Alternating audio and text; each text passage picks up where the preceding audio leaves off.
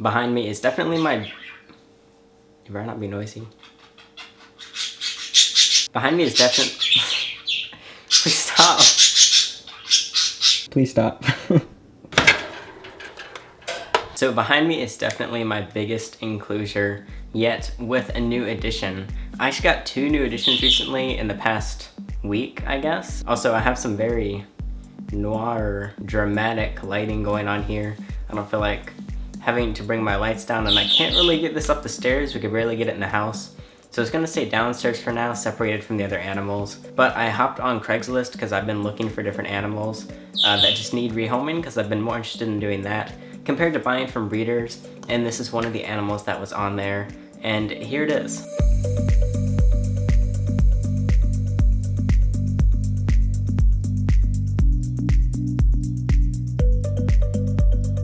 So you might know what that is. That is a savanna monitor.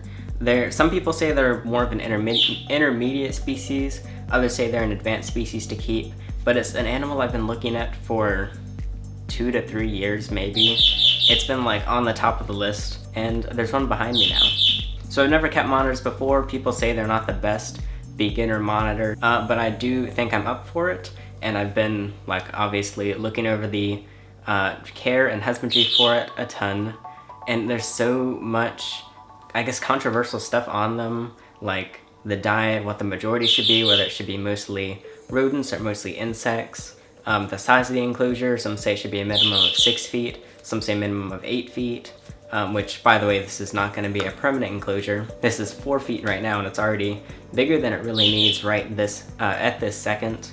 But there's lots of different things. So what I know about it, I went on Craigslist, I found someone that had it near me, and I don't know where exactly they got it. They found someone getting rid of it, and it was living in a 20-gallon, so interesting setup. So they figured they would rehome it, and then find it a new home from there. So basically they rescued it from the not so great husbandry, and then I got it here. This is an enclosure that the second people that I got them from put together. They knew, like they said, it's not a very great enclosure. So today I'm going to kind of introduce you to the animal here and talk a little bit more about it and fix up the enclosure a bit. Also, the substrate, I don't know what it is. It's clearly not reptile substrate. It's like some sort of mulch. It's kind of scratchy and sharp and doesn't hold any humidity at all. Also, lots of people keep their reptiles in the garage, and this thing was also in a garage, but it's filled with spider webs, especially down around the bottom. And I found a wolf spider like that big in there. I know that's not that big for a wolf spider, but I'm not a huge fan of spiders. So I caught it in a cup and got it out of the house while trying to not have a panic attack. But I did it, and it's a good reason to kind of clean this entire thing out and give it a nice fresh scrub. But I'm going to remove all the substrate, and then I need to go to PetSmart and get the substrate. I would buy it online, but PetSmart is a lot faster and actually cheaper for once. Oh boy, I'm at PetSmart. Why does it say $16?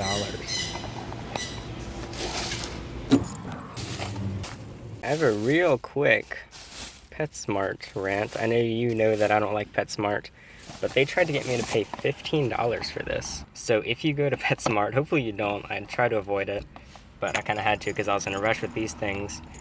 If you do, make sure you pull the site up and find the prices, because this I saved $8 on just by showing them their own website. And then this, they tried to pay, they wanted me to pay $11 for one thing of Eco Earth, and on their site it was $5. I got like over 50% off just for showing them their own website. So make sure you do that if you have to go to this dreaded site.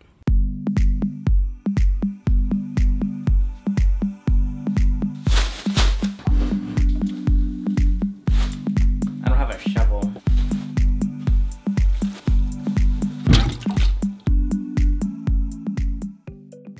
So this is the enclosure after doing some renovations. I went through it. I took all the substrate out, which took a while. I was a little on edge because I found that it's a good sized wolf spider in my opinion. I guess it was a wolf spider, I'm not exactly sure. But without freaking out, I got all the substrate out. It was pretty sucky substrate. vacuumed the entire thing, wiped all the sides and tops. There were like a half a dozen spider webs maybe, and filled it with a bunch of Eco Earth, and might mix some other substrates in there later, but for now, it'll just be Eco Earth. I forgot to get UVB bulbs, or UV bulbs. I'm probably just gonna order on Amazon.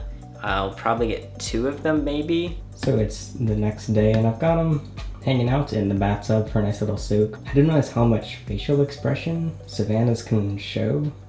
Like he's clearly really chilled out right now. He's got his eyes closed.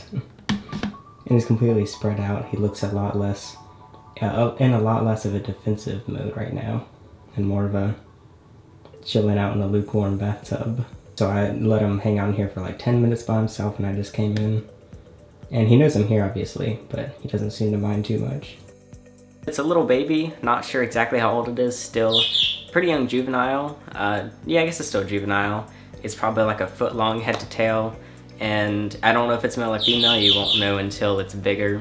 So it's missing quite a few of its little toes. Well, less toes, more of the little claws. I think 4 or 5 of them are missing, and I found that that's usually a sign of them being wild caught, which is not surprising. These are Savannah monitors. So it does make me feel better because, although it's unfortunate that it was wild caught by one person, someone else bought it, someone else rescued it, and then that person rehomed it to me.